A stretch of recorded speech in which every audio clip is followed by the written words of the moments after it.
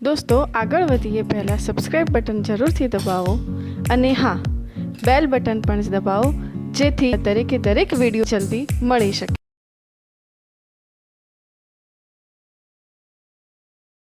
નમસ્કાર વિદ્યાર્થી મિત્રો, આજના આપણા ટોપિકમાં સાયક્લોટ્રોન લઈશું। સાયક્લોટ્રોન આપણે જે ભણી ગયા છીએ કે ચુંબકીય ક્ષેત્ર અને વિદ્યુત ક્ષેત્ર બંને હાજર હોય ત્યારે વિદ્યુતભાર જે ગતિ કરે છે એ ગતિનો ઉપયોગ કરતો જે સાધન છે એને આપણે સાયક્લોટ્રોન કહીશું। સાયક્લોટ્રોન વાસ્તવમાં એક મશીન તરીકે એને બનાવવામાં આવ્યું છે। આપણે વારંવાર ભણીએ છીએ, તમને ખબર છે કે ન્યુક્લિયર વિખંડન પ્રક્રિયા તમે લોઅર સ્ટાન્ડર્ડમાં ભણ્યા છો, હવે પછી મોડર્ન ફિઝિક્સમાં ભણશો કે ન્યુક્લિયર વિખંડન પ્રક્રિયામાં મોટા ન્યુક્લિયસના કેન્દ્ર પર મોટા ન્યુક્લિયસ પર જ્યારે ઉચ્ચ ગતિ ધરાવતો ન્યુટ્રોન, પ્રોટોન કે આલ્ફા કણ દાખલ કરવામાં આવે તો એ આલ્ફા કણ છે, પ્રોટોન છે, એને એટલી ગતિ આપવામાં કઈ રીતે આવે? એ તો બહુ નાનો કણ છે ને, બહુ નાનો કણ છે। હવે એને આપણે તમે ફેંકી તો ના શકો, પકડી જ ના શકો, તો ફેંકી ના શકો, તો એવા જે ધન કે ઋણ વિદ્યુત ભારિત કણોને બહુ ઊંચા પ્રવેગિત કરવા માટે જે સાધન વપરાય છે, જે મશીન વપરાય છે, એ મશીનને આપણે કહીએ છીએ સાયક્લોટ્રોન। સાયક્લોટ્રોનને આપણે બહુ ડિટેલમાં જોઈશું। આજના લેક્ચરને જોઈને તમારો સાયક્લોટ્રોન વિશેનો કન્સેપ્ટ બિલકુલ ક્લિયર થઈ જશે, કંઈ પણ પ્રશ્ન નહીં રહે, એટલે ધ્યાનથી જુઓ।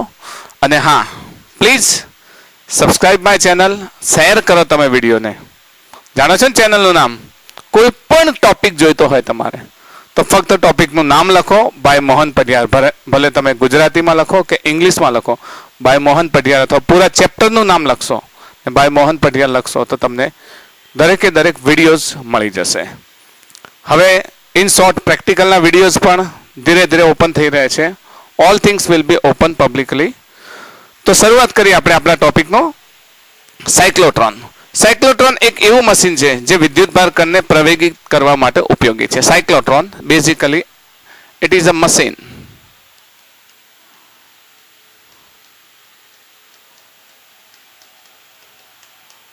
સાયક્લોટ્રોન એક એવું મશીન છે, મશીન આપણે શબ્દ ઇંગ્લિશમાં જ લખ્યો છે, જે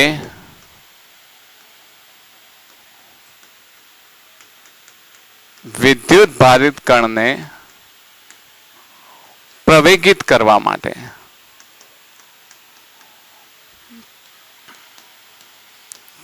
માટે વપરાય છે। બહુ સિમ્પલ અને સરળ સિદ્ધાંત છે આનો। પ્રવેગિત કરવું એટલે એની જે ઉર્જા હોય ને કે ઇઝ ઇક્વલ્સ ટુ 1/2 mv²। આ જે ગતિ ઉર્જા ખૂબ જ ઊંચી ગતિ ઉર્જા ધરાવે છે।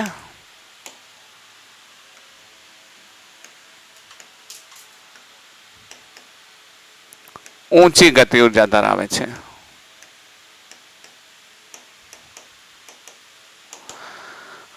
ઊંચી ગતિ ઉર્જાના કારણે તે અતિ ઉચ્ચ વેગ પ્રાપ્ત કરે છે અને એ વેગના લીધે એ જે તે કણની અંદર ડીપ સુધી પેનિટ્રેટ થાય છે, અંદર સુધી જાય છે અને કણને અનસ્ટેબલ કરી નાખે છે। તો આપણે સમજીએ કે કોઈ પણ વિદ્યુત ભારિત કણને પ્રવેગિત કરવો છે તો આપણી પાસે ધારો કે પોઝિટિવ અને નેગેટિવ, આ પોઝિટિવ વિદ્યુત ભારિત પ્લેટ છે અને આ નેગેટિવ છે। તો અહીંયા વિદ્યુત ક્ષેત્ર માની લો કે અહીંયાથી આ દિશામાં વિદ્યુત ક્ષેત્ર હોય, આ દિશામાં વિદ્યુત ક્ષેત્ર છે, તો તમારે કોઈ વિદ્યુત ભારિત કણને પ્રવેગિત કરવો છે। અહીંયા આગળ ક્યુ લીધો આપણે, તો એના પર લાગતું બળ આ દિશામાં હશે, F = QE હશે ને? પણ એ શું થશે? અહીંયાથી વિદ્યુત ક્ષેત્ર ચાલુ થયું ત્યાંથી એન્ડ હશે ત્યાં સુધી ગતિ કરશે। તમારે બહુ લાંબા સમય સુધી ગતિ કરાવી છે તો શું કરશો? કારણ કે અહીંયા પ્રવેગ શું થશે? QE/m ક્યાં સુધી હશે? તો અહીંયાથી અહીંયા સુધી ગતિ કરશે ત્યાં સુધી। હવે આ વિદ્યુત ભારને હજુ વધારે વેગથી ગતિ કરાવી હોય તો આપણે આ પ્લેટને શું કરીએ? એકબીજાથી દૂર લઈ જઈએ। તો પ્લેટ્સને દૂર લઈ જઈએ મતલબ એક પોઝિટિવ પ્લેટ અહીંયા રાખીએ, એક નેગેટિવ પ્લેટ આટલી દૂર રાખીએ, તો આપણને એવું લાગે કે વધુ સમય સુધી જો વિદ્યુત ક્ષેત્રમાં કણ રહે તો વધારે પ્રવેગિત થાય રાઈટ. વધુ સમય સુધી વિદ્યુત ક્ષેત્રમાં જો આ ક્યુ રહે તો એફ બરાબર ક્યુઈ અનુસાર એ પ્રવેગિત થાય. ઓકે, હા યસ, અહીંયા નેગેટિવ આવશે, આપણે જરા સુધારી લઈએ. બંને તરફ પોઝિટિવ લખી લીધા છે, નેગેટિવ આવશે, નેગેટિવ થશે. હવે જો પ્રવેગિત થાય પણ અહીંયા ડી વધે છે, આ ડિસ્ટન્સ વધે ને, ડી વધે એટલે આપણે જાણીએ છીએ કે F is equals to ED.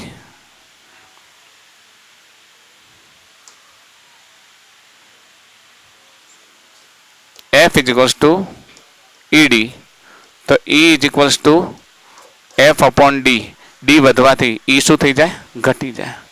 ઈ ઘટે તો પ્રવેગ ઘટી જાય, ઈ ઘટે તો પ્રવેગ ઘટી જાય, તો કણ કેવો થઈ જાય? ધીમો થઈ જાય. તો એવી કોઈ રચના હોવી જોઈએ કે ઘણા સમય સુધી વીજભાર વિદ્યુત ક્ષેત્રની અંદર રહે અને એ વીજભાર જેટલો સમય વિદ્યુત ક્ષેત્રમાં રહેશે એટલો સમય પ્રવેગિત થતો રહેશે, સતત પ્રવેગિત થતો રહેશે, એનો વેગ સતત વધતો રહેશે. તો એની આવી રચના માટે આપણે બનાવીએ છીએ સાયક્લોટ્રોન. સાયક્લોટ્રોન વાસ્તવમાં શું છે? તો સાયક્લોટ્રોન વાસ્તવમાં એક મશીન છે જે પ્રોટોન, ડ્યુટેરોન, આલ્ફા કણ જેવા જે વિદ્યુત ભારિત કણો છે ને, જેને ઊંચી ઉર્જા સુધી પ્રવેગિત કરવા માટે વપરાય છે. એની શોધ ઈઓ લોરેન્સ અને એમએસ લિવિંગસ્ટને ઈસવીસન 1937માં કરી, જે ન્યુક્લિયસનું બંધારણ જાણવા માટે કરી. તેમને શરૂઆતમાં એવું જાણ્યું હતું કે ન્યુક્લિયસનું બંધારણ જાણવું છે તો કોઈ કણને પ્રવેગિત કરવો પડે. એની શોધ આ લોકોએ કરી હતી. હવે એમાં એમણે શું કહ્યું હતું? તો બે ડીઝ લેવામાં આવે.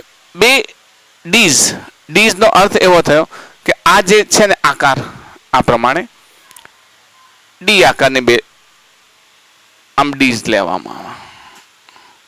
ધાતુની સ્લેટ સીટ હોય છે અને એને એસી ઓસિલેટર સાથે, હાઈ ટેન્શન ઓસિલેટર મતલબ હાઈ ફ્રીક્વન્સી ઓસિલેટર સાથે, જેની ફ્રીક્વન્સી લગભગ 10⁶ થી 10⁸ ક્રમની, 10⁵ થી 10⁶ સુધીની. આની ફ્રીક્વન્સી કેટલી હોય? 10⁵ હર્ટ્ઝ થી 10⁸ હર્ટ્ઝ સુધીની હોય છે. અને એસી કરંટ જ્યારે આપણે ભણીશું ત્યારે તમને એટલો ખ્યાલ આવશે કે એસી કરંટ વાસ્તવમાં શું છે? તો એની પોલારિટી બદલે છે. સતત પોલારિટી શું થાય? બદલાય એટલે 1 સેકન્ડમાં 10⁵ વખત પોતાની પોલારિટી બદલે છે. એક વખત આ પોઝિટિવ થાય, નેગેટિવ થાય, ફરી બદલાઈ જાય, તો આ નેગેટિવ થાય ને પોઝિટિવ થાય. તો આ સિદ્ધાંત, એનું કારણ શું છે કે આ પોઝિટિવ નેગેટિવ થશે એટલે ચુંબકીય ક્ષેત્ર બદલાશે, આ વળી પાછું પોઝિટિવ નેગેટિવ થશે એટલે એની દિશા બદલાશે. ચુંબકીય ક્ષેત્રની દિશા સતત બદલાય છે. હવે જ્યારે આને સાયક્લોટ્રોનને બનાવવામાં આવે તો એવી રચના કરવામાં આવે છે કે એની અંદર જે ડીઝ છે, ડીઝને એક આ મેટાલિક નળાકારમાં પેક કરી દેવામાં આવે ને એની આસપાસ એવી રચના કરવામાં આવે કે જે ચુંબકીય ક્ષેત્ર ઉત્પન્ન કરે. આ એન છેડામાંથી ઉદ્ભવતું ચુંબકીય ક્ષેત્ર એસ તરફ જાય. તો હવે થશે શું? આ દિશામાં અંદર ડીઝ છે ને, તો આ દિશામાં ચુંબકીય ક્ષેત્ર ઉત્પન્ન થશે, આ દિશામાં અંદર વિદ્યુત ક્ષેત્ર ઉત્પન્ન થશે ને અહીંયાથી આ તરફ ચુંબકીય ક્ષેત્ર ઉત્પન્ન થશે. એટલે બંને એકબીજાને કેવા થશે? લંબ થશે. અને એના કારણે મતલબ એનો સિદ્ધાંત શું છે? તો વિદ્યુત ભારને મધ્યમ ક્રમના વિદ્યુત ક્ષેત્રમાંથી વારંવાર પસાર કરીને તેની ઉર્જા ખૂબ વધારવામાં આવે. મતલબ એક ડીઝમાં આવશે એટલે વિદ્યુત ઉર્જા જે પોલારિટી હશે એના કરતાં બીજી ડીઝમાં આવશે, એની પોલારિટી શું થશે? બદલાઈ જશે ને જેના પરિણામે વિદ્યુત ક્ષેત્રમાં લાંબો સમય સુધી વિદ્યુત ભાર રહેશે, પ્રવેગિત થશે, પ્રવેગિત થઈ અને એ વર્તુળાકાર ગતિ કરશે. અને એ વર્તુળાકાર ગતિમાં એનો વર્તુળનો ગતિપથ શું થશે? સતત વધશે. સીધી વાત છે કે એક નાનું વર્તુળ લઈ લઈએ, એક આટલું નાનું વર્તુળ, બરાબર? તો આટલું ગતિ કરવા માટે 1 સેકન્ડ લાગે, આમ 1 સેકન્ડ. ત્રિજ્યા વધારીને 1 સેકન્ડમાં ફરી પાછું એટલું જ, ફરી ત્રિજ્યા વધે 1 સેકન્ડમાં, મોટી ત્રિજ્યા કીધું 1 સેકન્ડમાં, તો સેકન્ડ એટલી ને એટલી. અને ગતિપથ કેવો થાય છે? વધે છે. પરિણામે એનો રેખીય વેગ શું થશે? વધશે. ઓમેગા એટલો જ આવે છે, રેડિયન પર સેકન્ડ. પરંતુ 2 રેડિયન પર સેકન્ડ ઓમેગા કોન્સ્ટન્ટ રહે પણ રેડિયસ શું થાય વધે. તમે દાખલા તરીકે એક પથ્થર છે, પથ્થરને બાંધી દો દોરી સાથે, જેટલા સેકન્ડમાં નાના પથ્થરને ફેરવો છો એમ ત્રિજ્યા વધારતા જાઓ ને એટલા સેકન્ડમાં ફેરવો તો પરિણામ એવું આવશે કે મોટી ત્રિજ્યા થતાં પથ્થર એકદમ ઝડપી ફરે છે ને એ પોલારિટી ચેન્જ થવાના કારણે પથ્થરની જે ત્રિજ્યા છે વધવા, જે ફરવાની ત્રિજ્યા છે ત્રિજ્યા સતત વધતી જશે ને જેના પરિણામે આ વિદ્યુત ભારિત કણ ઊંચો પ્રવેગિત થશે અને પ્રવેગિત કણને પછી ચોક્કસ દિશામાં, એ જ આપણે ટોરોઇડની મદદથી એને એક દિશા આપી દેવામાં આવે. ટોરોઇડ પણ આમાં ઉપયોગ થાય છે. એક દિશા આપી દેવામાં આવે અને જે જગ્યાએ મૂકેલા વિદ્યુત ભાર, જે કોઈ મોટા ન્યુક્લિયસને અથડાય ને અથડાયા બાદ એ ન્યુક્લિયસ તૂટી જાય છે. ઓકે, તો આપણે સમજીએ એના સમીકરણ અને એની આવૃત્તિ, દરેક વસ્તુને આપણે ડિટેલમાં સમજીએ. હવે સાયક્લોટ્રોનની કાર્યપદ્ધતિ સમજીએ. સાયક્લોટ્રોનની કાર્યપદ્ધતિ.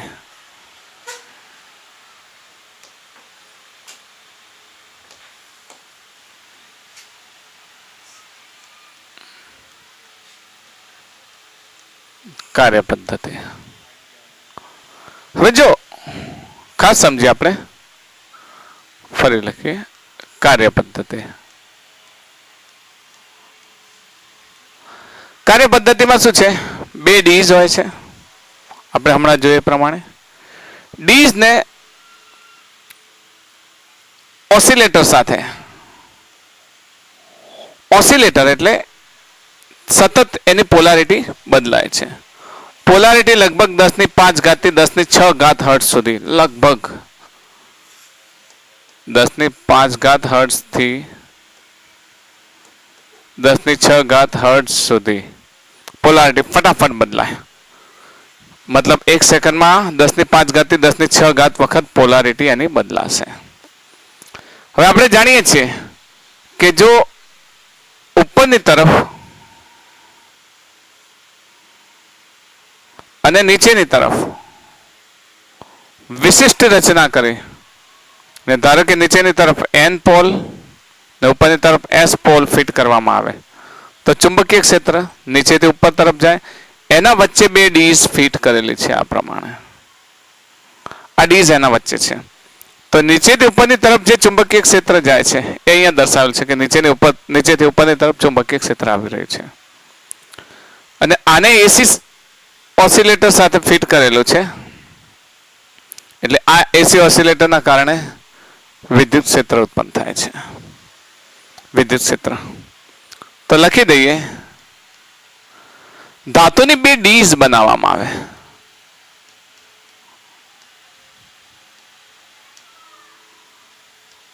ડી, જેને આપણે કહીએ છીએ ડીઝ બનાવવામાં આવે છે.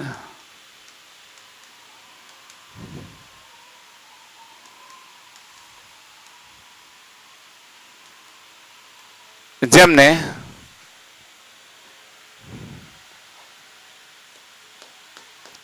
લગભગ 10⁶ હર્ટ્ઝ થી 10⁵ હર્ટ્ઝ થી 10⁶ હર્ટ્ઝ સુધીનો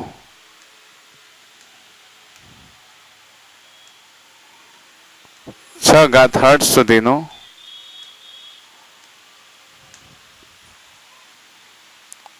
આવૃત્તિ ધરાવતા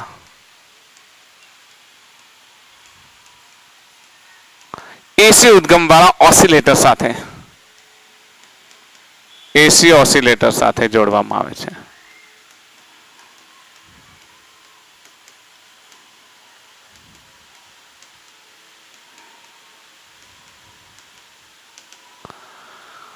હવે આ ડીઝની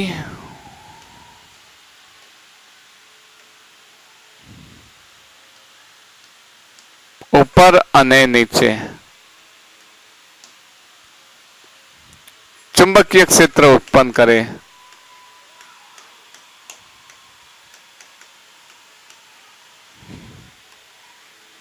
થાય તેવા ચુંબકીય ધ્રુવ લગાવવામાં આવે છે.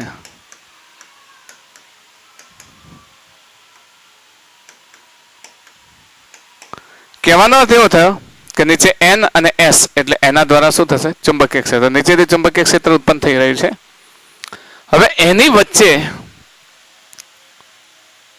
વિદ્યુત ભારિત કણ મૂકવામાં આવે છે. જેને એક્સેલરેટ કરાવો છે ને એ વિદ્યુત ભારિત કણ મૂકવામાં આવે છે. હવે વીજભારિત કણને મૂકતા મેં તમને પહેલા જ કહ્યું હતું કે વીજભારિત કણ હવે કેવા વિદ્યુત ક્ષેત્રમાં છે, કેવા ક્ષેત્રમાં છે? જે બે ક્ષેત્ર લંબ છે. કયું? E perpendicular to B. આવા લંબ ક્ષેત્રમાં આપણે લાસ્ટ લેક્ચરમાં ઓપ્શન જોઈ ગયા છે. તો અહીંયા મૂકેલો આ વીજભારિત કણ એ આમ ગતિ કરીને અહીંયા આવે. પોઝિટિવ ચાર્જ છે, માની લો કે પોઝિટિવ ચાર્જ છે, તો આ નેગેટિવ તરફ આવશે. નેગેટિવ તરફ અંદર એન્ટર થઈને આટલે આવે. એ દરમિયાન ફરી આ નેગેટિવ માંથી પોઝિટિવ ને પોઝિટિવ માંથી નેગેટિવ થઈ જાય. મતલબ આ પોઝિટિવ થઈ જશે, બીજા ટર્નમાં નેગેટિવ, કારણ કે ઓસિલેટર ફટાફટ બદલાય ને પોલારિટી બદલાય એટલે આ ફરી પાછો આ ડી માંથી બહાર નીકળીને અહીંયા આવશે ને આની અંદર પ્રવેશે.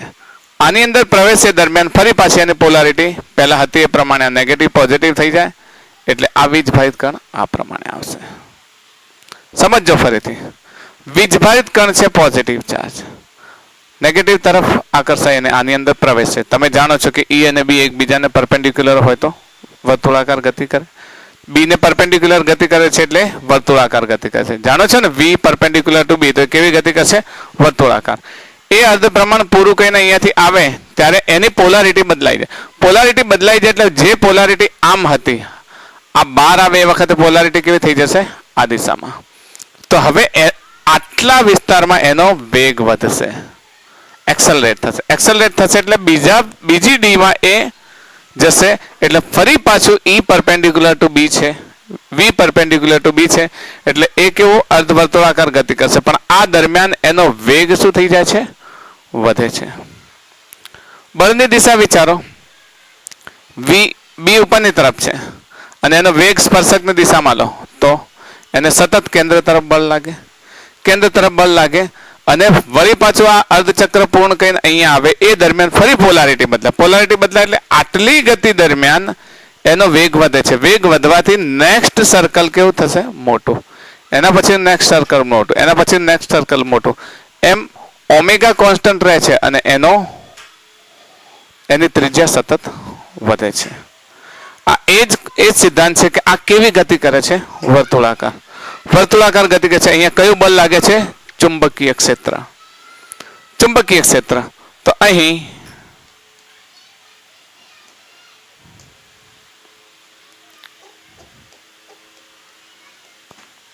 વીજભારિત કણ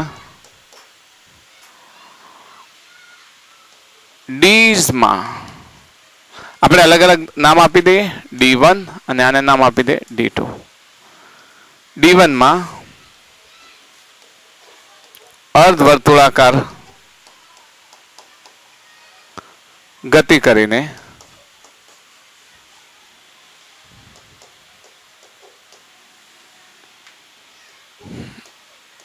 બહાર આવે ત્યારે વિદ્યુત ક્ષેત્રની દિશા, મતલબ આની પોલારિટી બદલાય એટલે વિદ્યુત ક્ષેત્રની દિશા બદલાઈ જાય છે.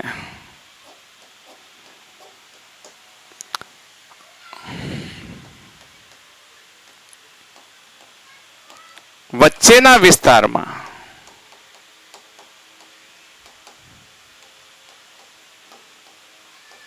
પ્રવેગી ગતિ કરીને વીજભાર D2 માં ફરી મોટી ત્રિજ્યાથી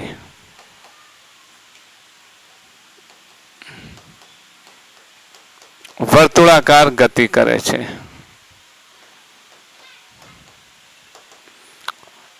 હવે એની આ ગતિને તમે કેવી રીતે સમજો છો? તો આ ગતિ દરમિયાન ફરી પાછો એ શું કરશે? એનો ઓમેગા કોન્સ્ટન્ટ રહે.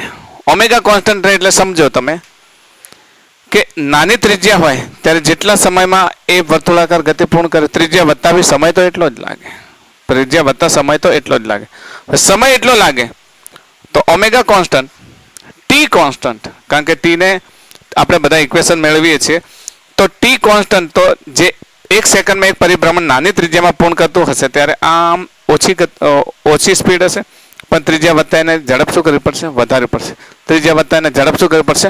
વધારવી પડશે. તો મોટી થશે એટલે ઝડપ એને કેવી થશે? બહુ પ્રચંડ ગતિથી એ વર્તુળાકાર ગતિ કરશે. અને વર્તુળાકાર ગતિ કરે પછી એને એક ચોક્કસ પ્રકારે આમાં ફરીને આવે એટલે ચોક્કસ પ્રકારે અહીંયાથી આ સ્લિટમાંથી પસાર કરી અને એને ટાર્ગેટ ન્યુક્લિયર પર બોમ્બાર્ડ કરવામાં આવે છે, જેથી એ જે પણ ન્યુક્લિયસ હોય કે જે પર્પઝ માટે એને ગતિ આપવામાં આવી હોય એ એનો સિદ્ધાંત પૂરો કરે છે. તો એના ઇક્વેશન પણ સમજીએ અને ફાઇનલ એની ગતિ પણ સમજીએ. જો આ વર્તુળાકાર ગતિ કરે છે, સતત જો બદલાય છે, આ ઈ બદલાઈ ગયો, આ જો આ બદલાઈ ગયો, એનો સતત એ અર્ધવર્તુળાકાર ગતિ કરશે એટલે બદલાશે, એટલે અહીંયા વેગ વધશે. હવે આ સ્લિટમાંથી પસાર થઈ અને એ ટાર્ગેટમાંથી પસાર થાય છે અને અહીંયા આગળ જે પણ એનો હોય ટાર્ગેટ એને શું કરે છે? હિટ કરે છે. તો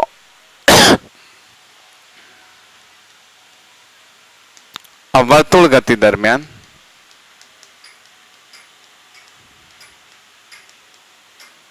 લાગતું બળ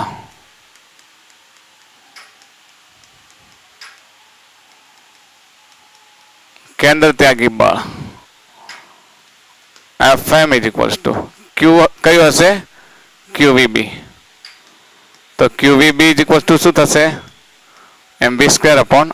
ધારો કે એક પરિભ્રમણ દરમિયાન એની ત્રિજ્યા કેટલી છે? ધારો કે r છે, તો mv²/r. આ v² v જાય તો r is equals to mv/qb. અહીંયા સમજો, v વધે છે, જેમ જેમ ગતિ કરે છે એમ v વધે છે. v વધશે તો r પણ શું થશે? વધશે. સમજો છો ને? r વધશે એટલે સતત ગતિ દરમિયાન એની ત્રિજ્યામાં વધારો થશે. ત્રિજ્યામાં વધારો થશે. હવે આ જ પ્રમાણે જો t તમારે લેવો હોય કે એનો આવર્તકાળ t બરાબર, તો એક પરિભ્રમણ દરમિયાન કાપેલું અંતર જેને આપણે શું કહીએ છીએ? 2πr અને એનો વેગ v. 2π/v. r ની કિંમત કેટલી છે? mv/qb. v શું થશે? કેન્સલ. તો t શું થશે? 2π/qb. તો એનો t છે એ વેગથી સ્વતંત્ર છે. મતલબ વેગ ગમે એટલો વધે કે ઘટે, આવર્તકાળ કોન્સ્ટન્ટ રહે. અહીં યાદ રાખજો, આવર્તકાળ કેવો રહેશે? આવર્તકાળ અચળ રહે છે. ને આવર્તકાળ અચળ રહે કારણ કે v થી સ્વતંત્ર છે ને, v થી સ્વતંત્ર છે એટલે આવર્તકાળ અચળ રહે છે.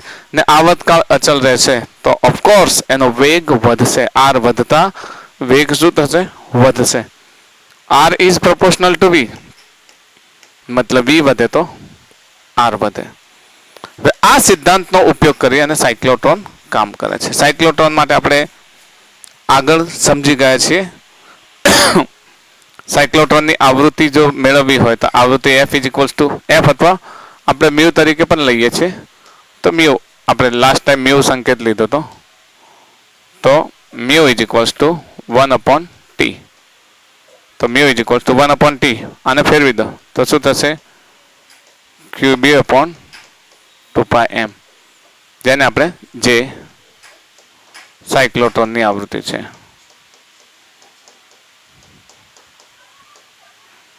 આવૃત્તિ છે. ઓકે, જે સાયક્લોટ્રોનની આવૃત્તિ છે. આના પરથી આપણે જો સાયક્લોટ્રોનની ગતિ ઉર્જા મેળવવી હોય તો ગતિ ઉર્જા અંગે આપણે જાણીએ છીએ. ગતિ ઉર્જાને કેવી રીતે? k is equals to શું લેતા હતા? k is equals to 1/2 mv². સાયક્લોટ્રોનમાં વીજભારની ગતિ ઉર્જા v કેટલો છે? આના પરથી v આપણે મેળવી શકીએ? યસ, આના પરથી v મેળવી શકીએ. v કેટલો થશે? આના પરથી v ને કરતા બનાવો, qbr/m થશે ને? અહીં V is equal to QBR upon M. તો કાઇનેટિક એનર્જી KE લખીએ. ચલો, K is equal to 1/2 M V square QBR upon M and its square. એના પછી કાઇનેટિક એનર્જી આપણે લખીશું જે સાયક્લોટ્રોનની કણની ગતિ ઉર્જા છે. એમ એમ કેન્સલ થશે. શું થશે? Q square B square R square એક M કેન્સલ થઈ જાય એટલે શું રહેશે? ફક્ત M રહેશે જે કણની ગતિ ઉર્જા છે.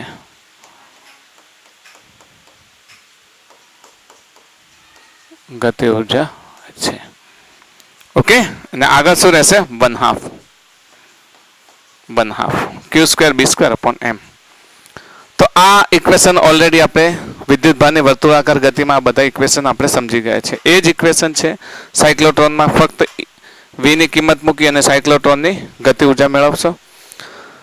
તો અહીંયા યાદ રાખજો, ઓમેગા મેળવવું હોય તો પણ તમે મેળવી શકો. અહીંયા ઓમેગા કેટલો થશે આના માટે? ઓમેગા 2π/T થાય ને, 2π, અને T ની કિંમત કેટલી છે? 2π M, અને અહીંયા QB. તો જવા દઈએ તો QB upon M. આ શું છે? અચળ. તો ઓમેગા પણ અચળ રહેશે. કોણીય વેગ એનો કેવો રહેશે? અચળ રહેશે. T અચળ રહેવાથી હવે એનો રેખીય વેગ સતત વધશે. R વધવાથી રેખીય વેગ સતત વધશે. અને આ જે વીજભાર છે, વીજભાર પ્રચંડ ગતિ ઉર્જાથી એના ટાર્ગેટ પર આ પ્રમાણે એના ટાર્ગેટ પર અહીંયાથી એને એક અલગ પ્રકારે વિદ્યુત ક્ષેત્ર, આમાં ટોરોઇડનો પણ ઉપયોગ કરવામાં આવે છે અને ડિસ્ટ્રેક્ટ કરવામાં, અને એના જે ચોક્કસ પ્રકારનો જે પણ આ જો ન્યુક્લિયસ દેખાશે, ન્યુક્લિયસને એ શું કરશે? તોડી દેશે. તો આ થઈ ગયું સાયક્લોટ્રોન. સાયક્લોટ્રોનના ઉપયોગો. સાયક્લોટ્રોનના ઉપયોગો શું છે? તો સાયક્લોટ્રોનનો ઉપયોગ તેના દ્વારા પ્રવેગિત થયેલી ઊંચી ઉર્જાવાળા આયનોને ન્યુક્લિયસ પર પ્રતાડિત કરવામાં આવે છે. હમણાં આપણે જોયું ને, ઊંચી ઉર્જાવાળા જે આયનો છે એને ન્યુક્લિયસ પર પ્રતાડિત કરે. કારણ કે એનો વેગ વધે, સતત વેગ વધે, તો છેલ્લે એનો વેગ જોઈએ એટલો વધે ત્યારે પછી એને ચોક્કસ ન્યુક્લિયસ પર બોમ્બાર્ડિંગ કરવામાં આવે. આપણે ન્યુક્લિયર વિખંડનની પ્રક્રિયા મોડર્ન ફિઝિક્સમાં જોઈશું, જેમાં જ્યારે કહેવામાં આવે કે વીજભારિત કણને આલ્ફા કણ હોય કે ન્યુટ્રોન હોય કે પ્રોટોન હોય કે ઇલેક્ટ્રોન હોય, એને જ્યારે પણ કોઈ ચોક્કસ ન્યુક્લિયસમાં દાખલ કરવો છે ત્યારે એને જે વેગ આપવામાં આવે, તેને ઉર્જા આપવામાં આવે, એ ઉર્જા આપવાનું કામ કોણ કરે છે? સાયક્લોટ્રોન. જેથી ન્યુક્લિયસનું બંધારણ જાણી શકાય છે. આપણે જ્યારે મોડર્ન ફિઝિક્સમાં ભણીશું તો રધરફોર્ડનું પરમાણુ મોડેલ ભણીશું. એની અંદર ન્યુક્લિયસના કેન્દ્ર પર આલ્ફા કણોનો મારો કરવામાં આવે. આલ્ફા કણો ન્યુક્લિયસના નજીક જાય છે, પછી ન્યુક્લિયસના આકર્ષણ બળથી જે કેટલા નજીક જાય છે એના આધારે ન્યુક્લિયસની ત્રિજ્યા નક્કી કરવામાં આવે છે. ન્યુક્લિયસનું બંધારણ જાણવા માટે એમાં ઉપયોગ કરી શકાય છે. તેનો ઉપયોગ ઘન પદાર્થમાં બીજા આયનો ઘુસાડીને તેમના ગુણધર્મો બદલવા માટે. કોઈ ઘન પદાર્થ હોય ને એની અંદર આયનોને ઘુસાડી અને એના બંધારણને સમજવા માટે. પછી સિન્થેસાઇઝ કરવા માટે પણ થાય છે. તેનો ઉપયોગ હોસ્પિટલમાં રેડિયો એક્ટિવિટી પદાર્થો બનાવવા માટે થાય છે, જે રોગ નિદાન અને નિવારણ માટે ઉપયોગી છે. સાયક્લોટ્રોનની હજી એની મર્યાદા પણ છે. સાયક્લોટ્રોન માત્ર વિદ્યુત ભારિત કણને જ પ્રવેગિત કરી શકે છે. એની મર્યાદા એક તમે યાદ રાખશો, એ માત્ર વિદ્યુત ભારિત કણને જ પ્રવેગિત કરી શકે છે. એ તટસ્થ કણને પ્રવેગિત કરી શકતો નથી. કારણ કે તટસ્થ કણ પર તો વીજભાર કે ચુંબકીય ક્ષેત્ર, વિદ્યુત ક્ષેત્ર કે ચુંબકીય ક્ષેત્રની કોઈ અસર થતી નથી. બરાબર? વિદ્યુત ક્ષેત્ર કે ચુંબકીય ક્ષેત્રની અસર થાય નહીં તો પછી એ તટસ્થ કણ પ્રવેગિત થતો નથી. તો સાયક્લોટ્રોનની એક મર્યાદા પણ યાદ રાખશો, તે તટસ્થ કણને પ્રવેગિત કરી શકતો નથી. આઈ થિંક સાયક્લોટ્રોન તમારા મગજમાં આવી ગયું છે કે સાયક્લોટ્રોન બેઝિક શું છે. સાયક્લોટ્રોન એક એવું ડિવાઇસ છે કે જે વિદ્યુત ભારિત કણને અતિ ઉચ્ચ ગતિ ઉર્જા આપવા માટે વપરાય છે. એનો સિદ્ધાંત એ જ છે, જે વિદ્યુત ભારિત કણ ચુંબકીય ક્ષેત્રમાં ગતિ કરે, વર્તુળાકાર ગતિ કરે, એ દરમિયાન આપણે સેન્ટ્રીપિટલ ફોર્સની વાત કરી, એને કમ્પેર QBR સાથે કમ્પેર કરી અને પછી mv²/r કરીને આપણે R1 મેળવ્યું હતું. તો આ તમે ધ્યાનથી સમજશો તો આરામથી સાયક્લોટ્રોન આવડી જશે. ઓકે, હવે આપણે નેક્સ્ટ વિડીયોમાં જોઈશું જો કોઈ વાયરને ચુંબકીય ક્ષેત્રમાં મૂકવામાં આવે તો તેની પર વિદ્યુત ભાર વાહકને ચુંબકીય ક્ષેત્રમાં મૂકવામાં આવે તો તેની પર કેવા પ્રકારનું બળ લાગે છે એ આપણે નેક્સ્ટ વિડીયોમાં જોઈશું. All the best.